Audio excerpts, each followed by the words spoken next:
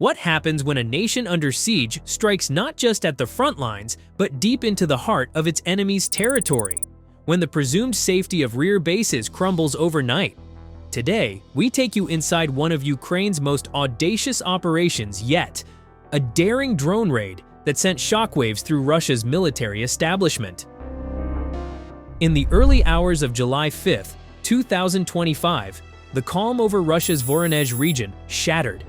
At around 2 a.m. local time, residents near the city of Borisoglebsk were jolted awake by 8 to 10 powerful explosions. What they didn't know at that moment was that Ukrainian Special Operations Forces, working in tight coordination with other defense units, had just delivered a surprise blow to one of Russia's critical military airfields. Their target?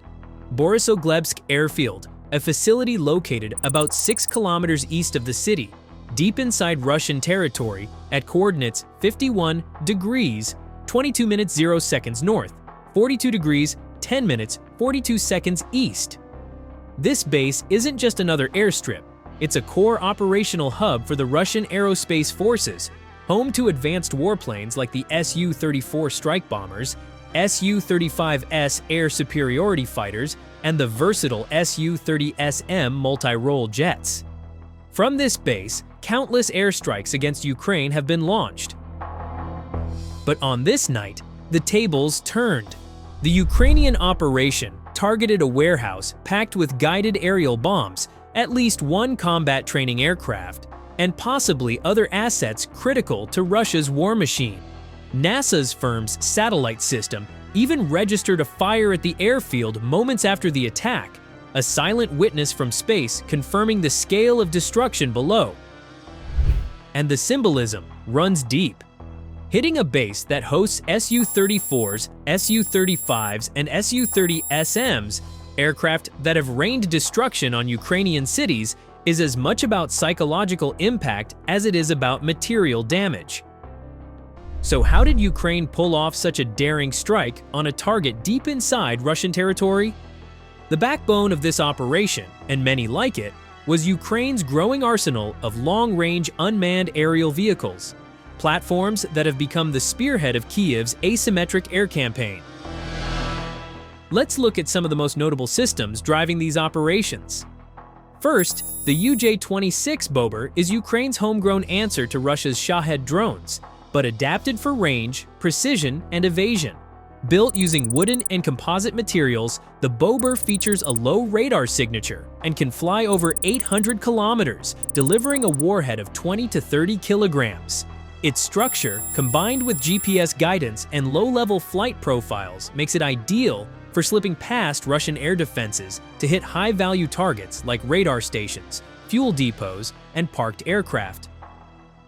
What makes it especially dangerous is operational flexibility. Bobers can be launched from improvised mobile platforms, hidden in trucks, or concealed in forest clearings. Coordinated in swarms, they can saturate even hardened airbases like Borisoglebsk. Ukraine also has UJ-22 Airborne. A smaller, versatile reconnaissance and strike drone, the UJ-22 has also been used for deeper penetration strikes. With an endurance of up to 7 hours and capable of carrying small explosive payloads, it's often deployed for precision attacks on localized targets and battlefield command posts. Then there is also PD-2. Originally developed for reconnaissance, the PD-2 has been adapted for strike roles. This UAV features modular payloads, allowing operators to switch between sensors and explosives. With a range of about 200 kilometers, it's more common near front lines, but has seen use in coordinated missions where multiple drone types are employed in layers, some to scout, others to strike. In addition to military-grade systems, Ukraine has pioneered the adaptation of commercial off-the-shelf drones, retrofitting them with explosives and enhancing navigation systems for longer-range operations. This low-cost innovation has allowed Ukraine to sustain pressure on Russian rear areas even when conventional systems are limited. This wasn't just a random act of retaliation. The attack on Borisoglebsk signals a turning point in Ukraine's military strategy. By reaching deep into Voronezh Oblast, Ukraine shattered the illusion of Russian strategic depth the belief that critical assets far from the front lines are safe from harm. In doing so, Ukraine demonstrated a growing capability for deep strike operations inside Russia, using precision drone warfare to target high-value installations once considered untouchable. No longer are Russian air bases in the rear areas beyond reach. Moscow is now forced to confront an uncomfortable reality.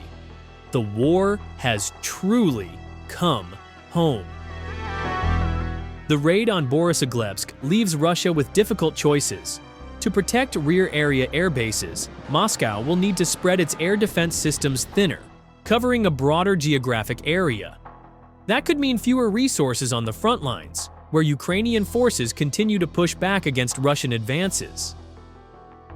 It also means escalating costs. Hardened shelters, new radar arrays, additional interceptor deployments. All of these come with a price tag, not just in rubles, but in time, manpower, and strategic focus. And even with these measures, can every airfield be truly secured? Ukraine's success with long-range drone strikes suggests that no base is safe, no matter how far from the front. Yet, as Ukraine pushes deeper into Russian territory with these high-impact strikes, a crucial reality remains. Success on the offensive side doesn't eliminate the need for robust defensive systems. And this is where US President Donald Trump's remark comes into play. Following a call with Ukrainian President Volodymyr Zelensky, Trump emphasized that Ukraine would need more Patriot missile systems. But why highlight air defense right after a major offensive success? The reasoning is strategic. First, every deep strike invites retaliation. While Ukraine's drone attacks degrade Russian air power, they also risk provoking heavier, more determined Russian responses. Russia could escalate with large-scale missile and drone barrages aimed at Ukrainian cities, infrastructure, and military command centers. Patriots are critical to shielding Ukraine from these retaliatory strikes, especially against ballistic and cruise missiles that older systems can't reliably stop. Patriots protect Ukraine's ability to keep striking. Long-range drone campaigns depend on Ukraine's own infrastructure surviving Russian counterattacks. Power grids, air bases, and munitions depots need to stay intact, and Patriots help provide that protection, ensuring Ukraine can continue to wage its asymmetric campaign. Drone strikes don't replace air defenses. Drones hit Russian assets. Patriots stop Russian missiles and drones.